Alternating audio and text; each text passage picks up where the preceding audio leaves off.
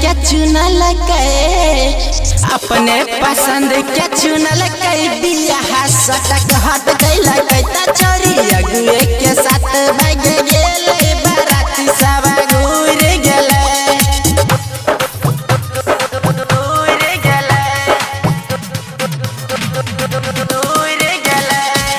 Mix by Mithilesh Sharma.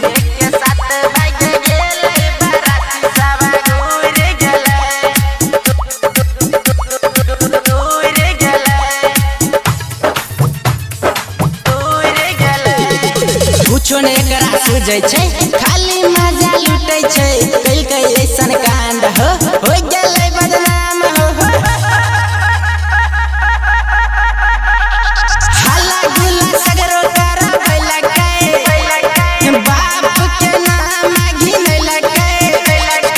मोने मोने चुपे रहै के कारो कुछो नहीं कहै भाग गेलै चोरी भाग गेलै ता छोरी अगुए के साथ भाग गेलै बाराती सब घूर गेलै हो छोरी अगुए के साथ भाग गेलै बाराती सब घूर गेलै हो घूर गेलै घूर गेलै छोरी अगुए के साथ भाग गेलै बाराती सब घूर गेलै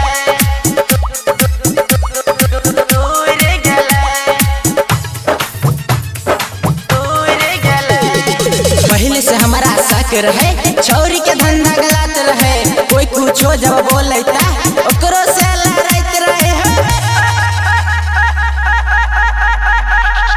आगे पीछे कुछो ने सोचल ई हो अपन रिकॉर्ड बनल राजा रतन रणजीत राय के पीछा पीछा छोरी आई लहाई गेले छोरी भाग गेले ता छोरी अगुए के साथ भाग गेले।